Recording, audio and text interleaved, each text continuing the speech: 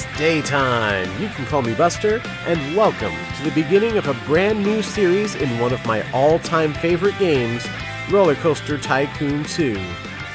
I used to play this game a lot on my channel many years ago, but for those unfamiliar, RCT2 is an incredible game about building your own theme parks. The game originally came out in 2002, but unlike many games from that era, this one has aged like a fine wine.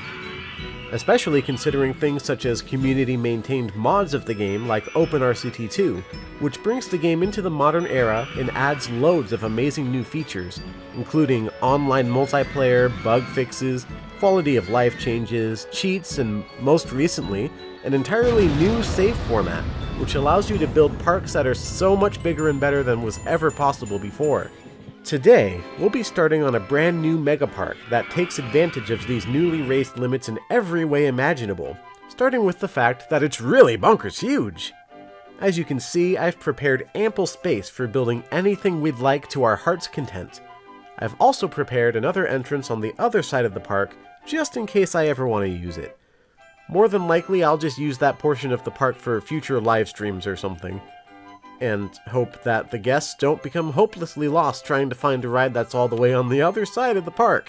Another important detail is that despite being a sandbox park, this scenario actually has money enabled. Many comments from long ago talk about how satisfying it is to see all those green numbers showing up whenever you make money in this game, so I decided to enable it. But this is still a sandbox mode after all, so I've set the loan interest to 1%, the lowest possible, and will also be making use of some of OpenRCT2's amazing features. The first of which being this cheats menu. Now, you can do things you'd expect a cheats menu to do, like giving yourself infinite money or spawning in tons of guests, but you can also use it to disable some of the more annoying mechanics like vandalism and plant withering. OpenRCT2 also has a plugin system that allows for inserting entirely new tools and features. I'm going to be using a few of these, but here's the thing. I don't think any of you want to hear the painstakingly long explanation of every single plugin I have enabled and what they do, so here's a little segment I like to call Buster Explains Something Super Kicky Fast! This is the game's cheat menu. I'm enabling some of them as quality of life improvements. Karate Masters, stop using your benches for training exercises. Turn all flowers into immortal but ultimately harmless vampires. Rides stop spontaneously combusting. They can still combust otherwise though. I like to weigh them down using dynamite. Real dynamite! Rides become immune to the effects of entropy and time itself. Not like humanity. Now peep my plugins! Spams the benches and trash cans that the Karate Masters won't be using. Delivers a greater degree of control when I inevitably start playing God. Hires a financial advisor to help me optimally ransack my customers' pockets. Displays the amount of potential pockets I could be ransacking. Allows me to ransack the virtual pockets of Twitch chat. Live! On camera! I couldn't tell you what this does. What could it possibly do? It isn't obvious in the slightest. Maybe we should give up trying to guess! Cringe graph. 1,000 subs. Achieve my dreams. Please subscribe. Okay, let's actually build stuff now. Today, I want to show you guys a few tips and tricks for how to make a lot of money as quickly as possible. So for that, I'm going to have the park open up with a small loop that I will be lovingly calling Moneyland. I was mainly inspired by EA Games for this, as, personally, I would struggle to come up with any ideas as evil and predatory as these ones all on my own. Right off the bat, I'm going to build information kiosks on either side of the loop such that they will be the first thing guests see as they walk into the park. These will sell park maps and umbrellas to guests. But because this is in Moneyland, everything sold here has to be both overpriced and also the color green, because that's the color of money. I'll jack up the price of maps a little bit, but for the umbrellas, we'll be setting it all the way up to the absolute maximum that the game allows, which is $20. Now, some of you may be wondering, Buster, won't guests simply refuse to pay that much for an umbrella? Well, you're right. But here's the thing. When it rains, guests will suddenly be willing to pay any price for an umbrella. Hopefully you see where this is going. For you see, by setting the price to $20, it makes sure that no guests actually buy an umbrella until it rains. Once it does begin raining though, everyone will rush to buy an umbrella, and at $20 a pop. So, by exploiting the whims of Mother Nature herself, you can make a lot of money in a very short amount of time. Of course, we can't have a theme park without rides, so let's build one. In fact, let's build a roller coaster. Guests love those and they always make a lot of money. So let's go with a corkscrew coaster and pick a custom design since we want both sides of the loop to be symmetrical. Okay, let's see. This one looks pretty small. Let's try this one. Yep, looks great. What's this design called anyway? Let's see. Mars Cell. Hey, I've met a lot of people who pronounce that last word there as vase, which makes sense given how it's spelled, but I've been told it can sometimes be pronounced vase. Alright, so I'm going to call this coaster the Marcel Vase. Interesting name for a roller coaster. Oh well. Anyway, now this coaster puts in double the work to make us money. You see, every coaster has a set of stat requirements that it must fulfill, or else it gets a massive penalty in its final ratings.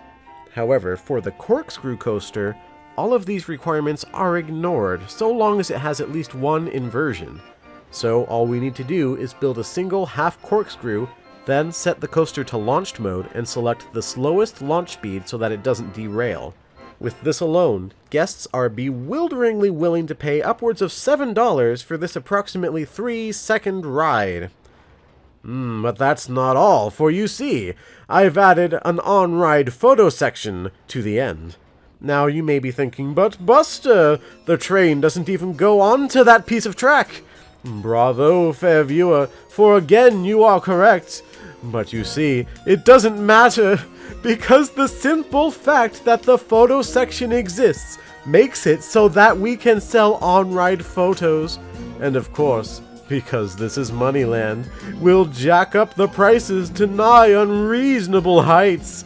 And the best part is, the guests will still buy them, meaning I will have all the money in the world with which to purchase an endless supply of Yorkshire tea! You again? Blimey! I thought I got rid of you in the Puzzle League video. Jiminy Crickets! I'd better cheese it! Sorry, that was British Buster. He appears whenever I start explaining things that I feel I'm really good at. Usually he just gets caught up in his own hubris and spouts off a load of ruddy bollocks. Hot air. Anyway, at this point I'm building some necessary stalls before I open the park. Of course, since this is still Moneyland, I'll be jacking up the prices just a little bit. I can't go too high with these though, because the amount of money that guests are willing to pay for food and drinks is determined by how hungry or thirsty they are in the current moment. That means there is no one universal price that guests are willing to pay, unlike with rides or umbrellas in the rain. I can still raise the prices a little bit though, without negative effects. I start with some burger bars for food, drink stalls for drinks, and some toilets, which I hear is where we source our crappy theme park food from. And yes, of course we're charging 10 cents for the toilets. And now, with just a few shops and 2 comedically small corkscrew coasters, it's finally time to open the park. And here come our first guests. And what do you know? One of them has already bought a map and is heading towards one of the coasters. Let's listen in and see what he thinks of the park. Whee! That was great! Best $7 of my life. In fact, I think I'm gonna go again. Well, that sure is fantastic, Marcel V. Always nice to see a happy customer in our theme park. And with that, let's start expanding the entry plaza so we can finish off Moneyland. Fantastic! That's the best $7 I've spent in my life. Next, I placed some balloon stands which sell green balloons. Remember, everything is money-colored in Moneyland. After that, I realized that I had no staff, so I hired some handymen, mechanics, and entertainers. Handyman 1 is special though, so I named him Cody. Next, I build some hat stalls selling money-colored hats, and then it's time to spam a few more money-colored microcoasters. Then I finish off the loop of path that will make up Moneyland. After that, I use the Bench Warmer plugin for the first time to automatically place benches and trash bins on the path, which is a super handy feature to have.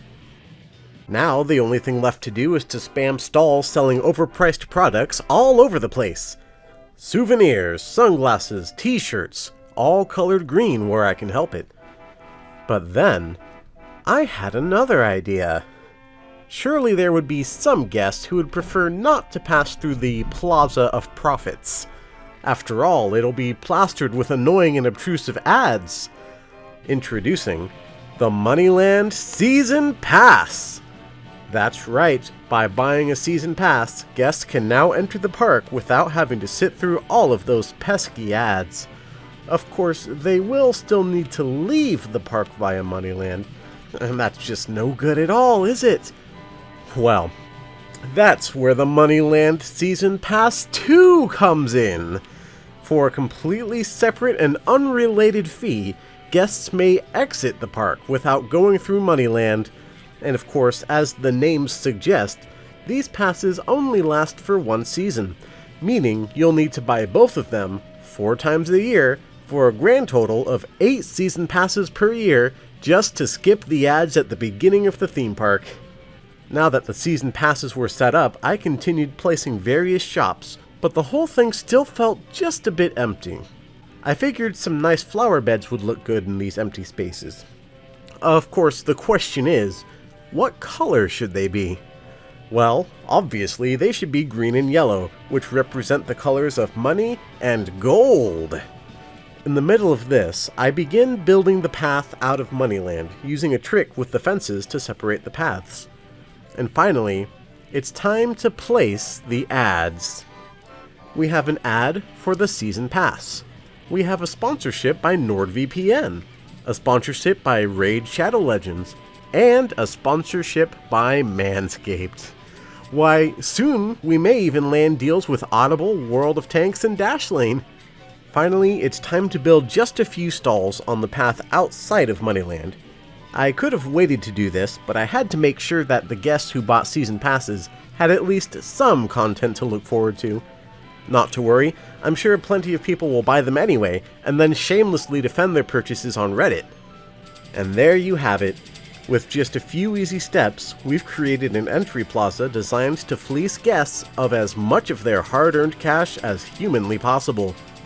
Of course, now that Moneyland is complete, future additions to the park will be more creative and interesting, and I plan to show off a lot more cool ideas in the coming videos. Remember to do all of the like and subscribe things if you're interested in seeing that, but for now, thank you all ever so much for watching, and until next time, goodbye everyone, it's nighttime.